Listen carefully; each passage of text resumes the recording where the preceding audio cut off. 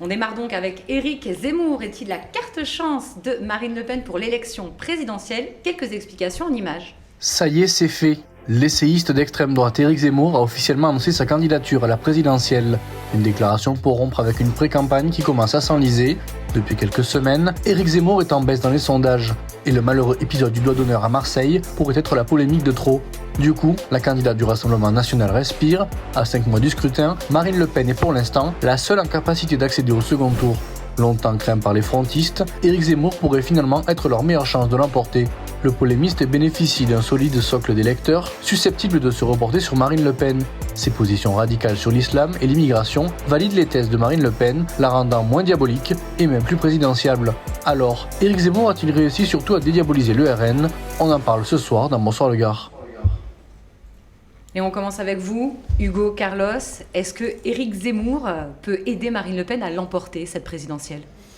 C'est pareil, que ce soit l'un ou l'autre, c'est les deux faces de la même pièce. Ils ont l'extrême droite comme matrice commune, ils ont de ces idées-là qui travaillent avec des formes de communication différentes. Mais ce qui est commun à eux, c'est que les plus faibles, les plus en difficulté, les classes populaires, seront les premières touchées par leur politique si elles sont mises en œuvre, comme c'est le cas dans le monde, au Brésil, en Hongrie, aux États-Unis, comme c'était le cas avec Trump.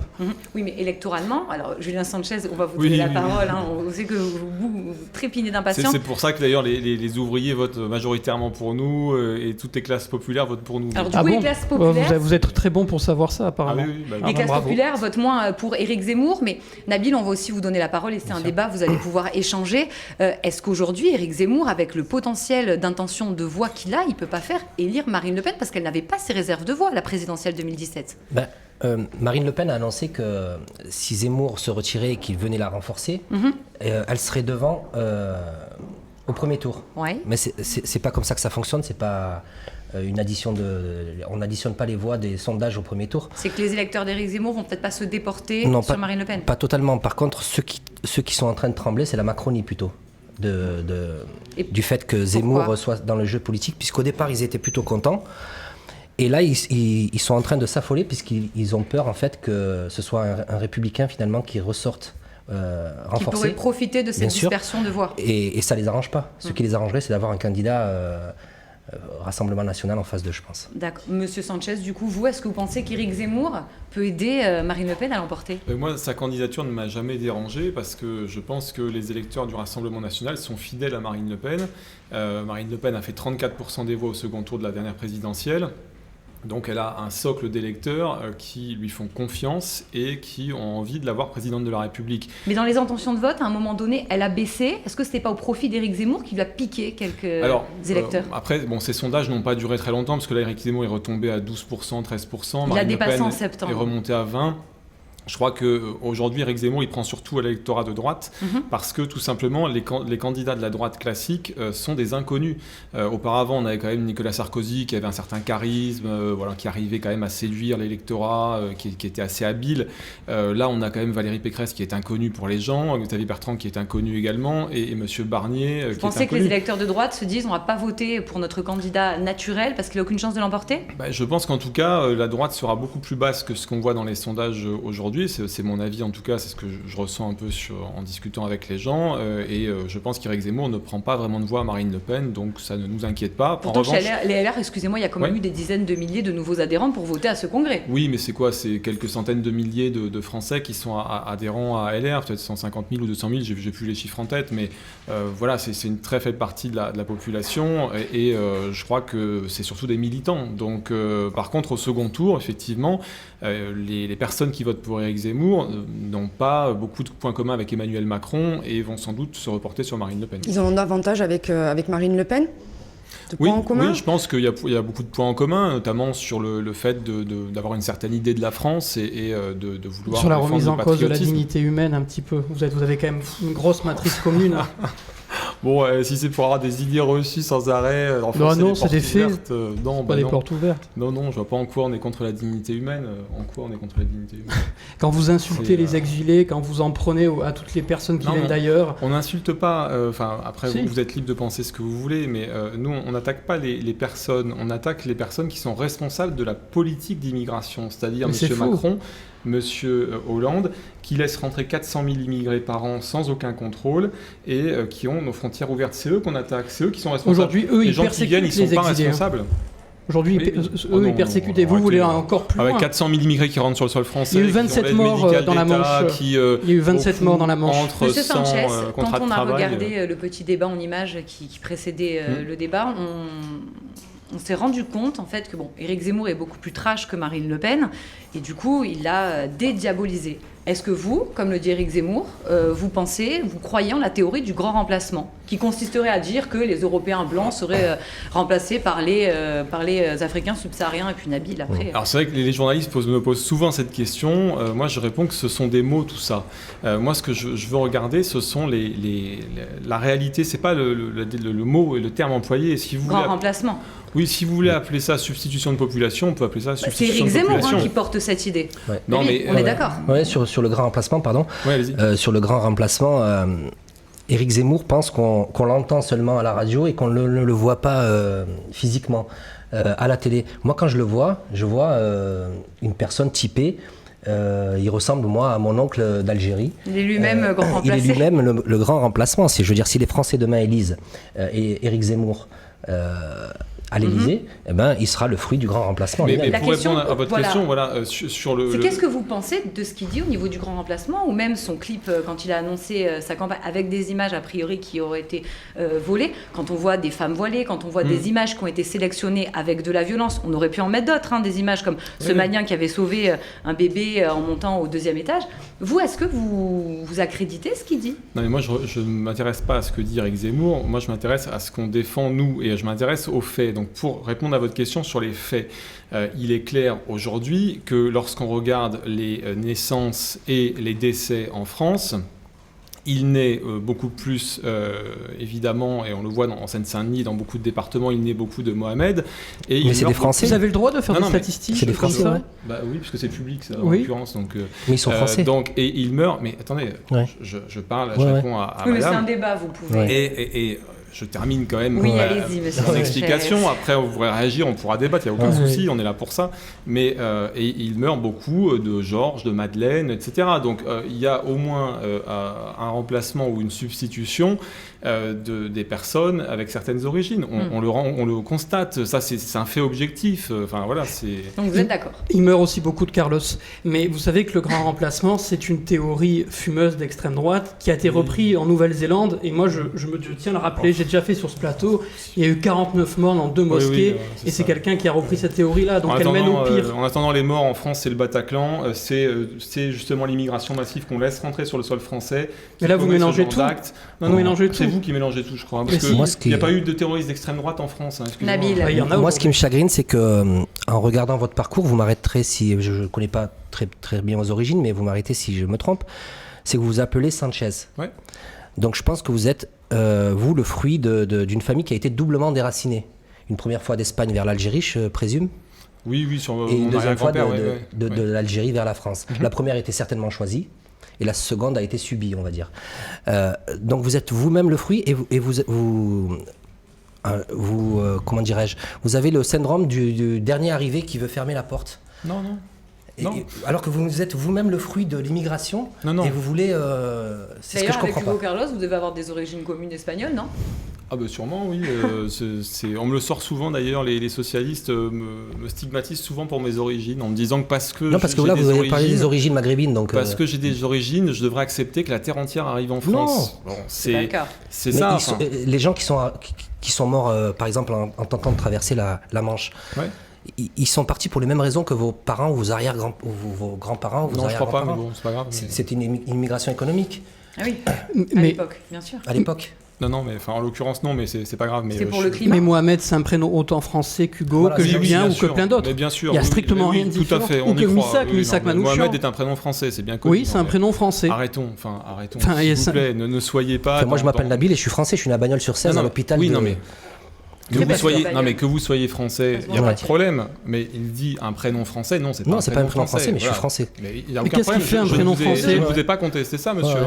Il me dit que c'est un prénom français, ça n'est pas un prénom français en l'occurrence. Donc voilà, c'est un prénom qui est religieux. C'est un prénom qui est religieux, un prénom français ? Non, c'est un prénom qui a une connotation religieuse, Mohamed. Excusez-moi. Mais en France, à la laïcité, donc voilà, ça marche pour tout le monde. Il faut quand même le dire et le reconnaître. Maintenant, encore une fois, moi je n'attaque pas les personnes qui ont des origines, ce n'est pas mon propos. Moi, ce que je dis simplement, c'est qu'aujourd'hui, il faut arrêter de faire rentrer une nouvelle immigration. C'est ça que je dis, parce qu'on n'a pas les moyens aujourd'hui financièrement de subvenir aux besoins des gens qui arrivent sans contrat de travail et qui représentent un coût pour la collectivité. C'est ça que je dis. On l'entend. Alors, c'est pas un débat sur l'immigration, mais pour en revenir à Éric Zemmour, comment vous expliquez qu'il a dévissé un peu dans les sondages ? Après, il y a aussi les thématiques sociales qui montent actuellement dans le débat. Et Zemmour est uniquement articulé sur les questions identitaires. Et le problème, il n'y a pas de grand remplacement en France. Par contre, il y a le problème du grand remplacement des chaudières. Ça, c'est une vraie question aujourd'hui qui se pose avec l'hiver, avec les conditions sociales. Et ça coûte très cher un cumulus. Surtout en allemand. Et là-dessus, je me permets juste de dire que M. Sanchez et que sa candidate Marine Le Pen ne proposent rien, car ce dont on a besoin, c'est une hausse des salaires, c'est pas des primes. Marine Le Pen, elle propose aujourd'hui des primes, elle soutient des choses à la marge. On a besoin aujourd'hui d'augmenter les salaires. Votre candidat à la présidentielle du Parti communiste, il n'arrive pas à avoir autant d'intentions de vote. Comment ça vous l'expliquez ? Comment vous expliquez que la gauche aujourd'hui, elle est quand même atomisée, lilliputienne, comme l'a dit un ancien président François Hollande ? Face à la situation actuelle, on a besoin que la gauche se rassemble, mais se rassemble sur un contenu. Parce que si elle se rassemble pour refaire ce qu'a fait François Hollande... Mais ça, c'est des déclarations incantatoires qui reviennent chaque année. Alors concrètement, aujourd'hui, on voit qu'il se passe quelque chose dans la société. On voit qu'il y a des mouvements féministes, antiracistes qui se montent face à la montée de l'extrême droite. Il faut que la gauche elle soit à l'écoute de tous ces mouvements-là et qu'elle s'en inspire, et sans vouloir caporaliser les gens, notamment les jeunes qui s'engagent là-dedans. On doit reconstruire à partir de là. Si ça ne se fait pas à l'élection présidentielle, ça peut se faire aux élections législatives, et moi j'y crois. Nabil, comment vous expliquez qu'Éric Zemmour a dévissé ? La radicalité est toujours restée entre 10 et 15% quand c'était Le Pen père, et Le Pen père était beaucoup plus talentueux que Zemmour. Donc Marine Le Pen, ça elle a très bien compris. En stratège. Elle est partie comme un diesel, très doucement mais sûrement, et elle savait très bien qu'il allait plafonner à un moment donné, puisqu'il n'y a pas de programme économique, il n'y a pas... les soutiens commencent à le lâcher, ses principaux donateurs, et finalement... Puis il a du mal à agréger des soutiens. Ouais, ceux qui devaient donc le rejoindre comme Ménard ne viendront pas dans son premier meeting. Il y a celui du Puy du Fou, là, j'ai oublié son nom. De Villiers, Monsieur De Villiers, pardon. Ne viendra pas non plus, donc il n'a pas de... Et finalement, on s'aperçoit qu'il va plafonner. Mais l'extrême droite reste la zémourisation des esprits. C'est vous qui avez employé ce terme. Il est quand même prégnant aujourd'hui. Il est prégnant, et il y a même des socialistes qui ont été, ou des hommes se disant de gauche, qui commencent à aller sur ces terrains-là pour chasser sur les terres du Rassemblement national, comme par exemple... Arnaud Montebourg, qui voulait taxer l'envoi d'argent dans les pays d'origine. Monsieur Sanchez, comment Marine Le Pen, comment vous, puisque vous êtes porte-parole du Rassemblement national, vous allez faire pour attirer ces électeurs, les électeurs d'Éric Zemmour ? Mais je pense qu'ils voteront automatiquement pour nous au second tour. Il n'y a pas à les attirer. Je crois qu'ils votent Éric Zemmour parce qu'ils rejettent Emmanuel Macron, parce que tout ce que représente Emmanuel Macron, c'est ce que nous combattons. Mais Éric Zemmour a dit de Marine Le Pen qu'elle ne gagnerait jamais. Est-ce que vous pensez vraiment ? Après, il dit ce qu'il veut. Enfin, c'est logique, il est candidat, il ne va pas dire que son opposante va gagner. Donc c'est normal, c'est normal qu'ils disent ça. Mais en l'occurrence, Marine Le Pen, la dernière fois, elle a fait 34%. Donc son père, avant, elle avait fait 18%. Donc elle a doublé le résultat de son père. Et donc maintenant, moi je pense qu'elle peut arriver à 50% plus une voix. Après, il y a des électeurs d'Éric Zemmour qui pourraient très bien s'abstenir et ne pas aller voter. Non, mais je crois qu'ils ont le sens des responsabilités et qu'ils n'ont pas envie de revivre 5 ans de lutte sociale et de mépris. Parce que le problème, c'est qu'après cette élection, il faut quand même rappeler aux gens qu'il y a 4 ans sans élection, à part les européennes, mais enfin, il y a 4 ans sans élection. Et donc Emmanuel Macron, s'il était réélu, évidemment, l'âge de la retraite, on sait qu'il va tout de suite le porter à 64, 65, 67 ans. Nous, on propose 60 ans avec 40 annuités, c'est ce qu'on a défendu déjà il y a 5 ans. Si vous êtes élu aussi, il y aura 4 ans sans élection. Oui. Mais nous, on ne mènera pas une politique sociale qui sera horrible pour les gens, alors que lui a cette intention. Vous le dites, mais vous ne voulez pas augmenter les salaires ? Si. Non, vous voulez réduire les cotisations sociales, ça n'a rien à voir comme la droite. Tellement dans votre carcan idéologique que vous n'écoutez même pas les propositions de Marine Le Pen. Donc, mais j'en parlerai tout à l'heure de ces propositions pour le pouvoir d'achat. Justement, on va passer au deuxième débat. Décembre rime avec chèque énergie. prime de Noël et même indemnité inflation. Emmanuel Macron est-il le nouveau Père Noël des Français ? On vous plante le décor. Les fêtes approchent et avec elles, leur lot de primes débloquées par l'État. La plus connue et la plus ancienne est la prime de Noël qui remonte à 1998. De montant minimum de 150 €, ce sont environ 2 millions de Français bénéficiaires des minima sociaux qui la percevront à partir du 15 décembre. S'en suivra le chèque énergie mis en place par le président François Hollande. Aujourd'hui, le chef de l'État Emmanuel Macron a décidé lui aussi de verser sa prime. Une indemnité inflation d'un montant de 100 € qui a vocation à aider 38 millions de Français percevant moins de 2 000 € net par mois à faire face à la hausse du prix de l'essence et de l'énergie. Toujours bienvenue pour les ménages en fin d'année, ces aides sont-elles la panacée pour l'amélioration du pouvoir d'achat ? On en débat ce soir dans Bonsoir le Gard. Nabil, cette prime de Noël, ce chèque inflation, énergie, est-ce qu'Emmanuel Macron est un président merveilleux ? Bon, comme je disais, donc il est en train de cramer la caisse, comme a dit Valérie Pécresse. Et là où moi je suis en colère, en tant que chef d'entreprise, c'est que l'État demande aux employeurs d'avancer la prime inflation et de faire une avance de trésorerie et de modifier aussi les logiciels de paye. Donc en fait, il y en a qui ont des abonnements et qui vont permettre de pouvoir bénéficier du changement de logiciel et d'autres vont devoir supporter ce coût. Donc il est généreux avec un petit peu l'argent des patrons, et des gens qui créent de la richesse. Hugo, est-ce que vous êtes plutôt favorable à ces mesures ou est-ce que non ? Il n'y a qu'un seul Père Noël et c'est pas Emmanuel Macron. Ni Fabien Roussel, votre candidat à la Non, présidence ? ni Fabien Roussel. Non, la prime inflation est dérisoire. Je suis d'accord avec le problème par rapport aux entreprises. La prime inflation est dérisoire aujourd'hui, et on l'a bien vu avec le budget qui est présenté à l'Assemblée nationale en ce moment, que les cadeaux aux riches sont multipliés sous ce quinquennat et continuent encore, et que cette prime-là ne se convient pas aux Français. Aujourd'hui, ce dont on a besoin, c'est d'augmentation de salaire. C'est possible, on peut le faire. Mais ça, c'est pas l'État qui décide de l'augmentation des salaires. C'est l'État qui peut insuffler une politique. Il y a des choses qui sont possibles. Et là où Marine Le Pen est très idéologique, c'est qu'elle reprend la matrice de la droite et tout cela, elle le nie. Elle applique un programme très libéral sur les questions économiques. Pour répondre à M. Sanchez. Julien Sanchez ? Oui. C'est votre moment ? Alors, non, sur la prime, déjà, bon, je crois que c'est vraiment se moquer du monde, parce que déjà, ça n'est qu'une fois. C'est-à-dire qu'en gros, cette prime de 100 €, elle va arriver comme par hasard juste avant la présidentielle. On n'y a droit qu'une fois. En plus, c'est pour quelqu'un qui se vantait être quelqu'un de moderne, c'est la bureaucratie totale. C'est-à-dire que les chefs d'entreprise vont avoir des documents à remplir, il va y avoir tout un tas de formalités. Il faut bien que quelqu'un le fasse. Non, mais pour 100 €, je trouve, et qui arrive qu'une fois, franchement, je trouve que c'est pas terrible. Il y avait des mesures plus simples à prendre. Nous, on propose, avec Marine Le Pen, la baisse de la TVA sur l'électricité, le gaz et l'essence de 20 à 5,5%. Donc ça, c'est quelque chose qui est beaucoup plus simple pour les gens. Et c'est une ligne qui change sur une facture et une application qui change. Alors je vous coupe juste, ce qui est compliqué avec ces baisses, c'est qu'aujourd'hui, on a quand même 2700 milliards de dettes. C'est énorme. Oui, non, mais après, tout est des questions. C'est comme vous, dans votre budget personnel, ou moi, dans mon budget personnel, on fait des choix. C'est-à-dire qu'on a une somme au départ, et on dit, bon, bah voilà, aujourd'hui, je dépense pour ça, je vais enlever pour ça, et je vais mettre pour ça. Donc, il suffit de faire des choix, comme dans une entreprise. Est-ce que votre proposition, elle est équivalente en termes de coût à cette prime inflation de 100 €? Parce que le nerf de la guerre, il est là aussi. Non, mais nous, nos propositions, elles sont chiffrées. C'est-à-dire que Marine Le Pen, ce qu'elle va proposer, c'est un programme chiffré. C'est-à-dire qu'elle ne va pas proposer des choses qui sortent de je ne sais où et qui ne sont pas faisables. Parce qu'elle sait qu'elle est attendue au tournant aussi. Donc voilà, tout ça est chiffré, évidemment. Pour répondre aussi à la question de comment on finance des mesures sociales, aujourd'hui, dans le budget 2022 plutôt, il y a 5 milliards d'euros qui vont être économisés en faveur du dégrèvement des taxes d'habitation pour les ménages les plus aisés. Ça, c'est une vraie question. Et il y a aussi 3 milliards d'euros supplémentaires d'aide aux entreprises qui vont être apportés. Et dans le même temps, avec la baisse des cotisations sociales, on sabote le budget de la sécurité sociale. Donc on voit aussi qu'il y a de l'argent qu'on ne va pas chercher par des choix qui sont des choix contraires à ce dont on a besoin aujourd'hui. Nabil ? Moi, je pense qu'on se demandait si il est en train de Emmanuel Macron donc de faire campagne avec l'argent du contribuable. Bon, après, à sa décharge, la prime de Noël, le chèque énergie, a existé depuis François Hollande. Oui. C'est un peu des artifices qu'ont utilisés tous les présidents. Mais le fait d'aller sur Marseille et de délivrer 1,5 milliard, le fait de sortir 400 millions pour l'autonomie des personnes âgées, là, juste, le timing est un petit peu gros. Je veux dire, en ce moment, à chaque annonce qu'il fait, c'est 500 millions minimum, à chaque discours. Moi, je veux bien l'inviter au mariage de mon neveu. Ah oui. Faites passer par Beaucaire juste après. Alors, Exactement.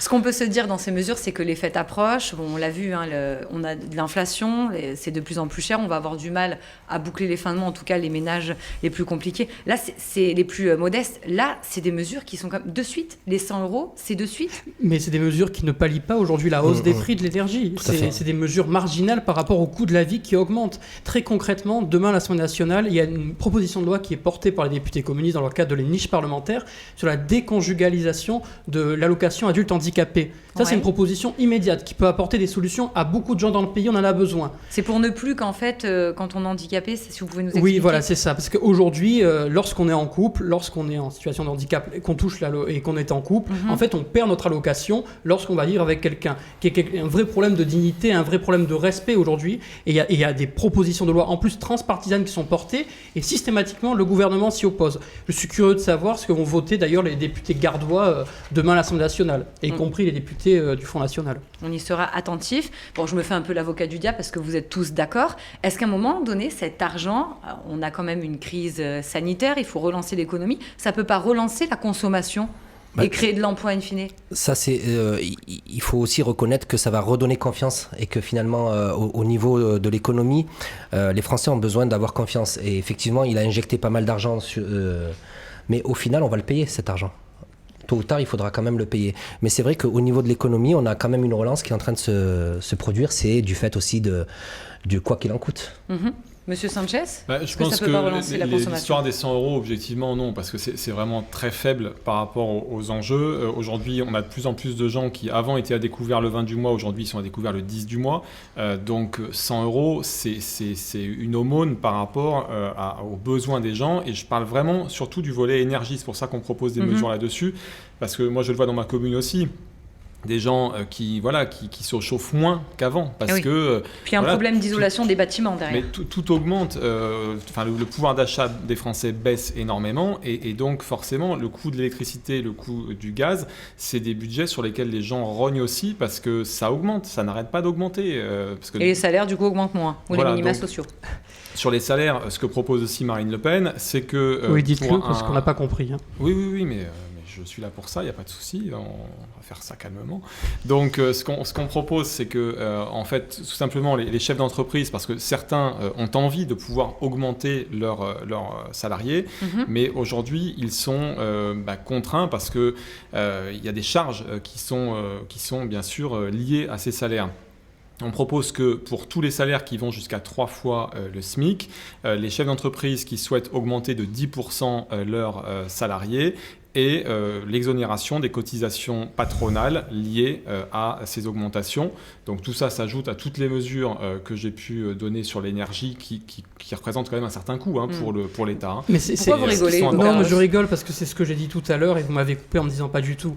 Vous baissez les cotisations sociales, vous enlevez du salaire indirect. Des charges patronales. Des cotisations sociales, on appelle ça des cotisations sociales. Oui, parce que les charges patronales, ça va financer la sécurité sociale qui finance les hôpitaux publics, qui finance les services publics. Et donc si on baisse les cotisations sociales, comment après on va financer? Mais vous, rien n'est chiffré dans ce que vous proposez, c'est toujours l'utopie. Demain on rase gratis, donc allons-y.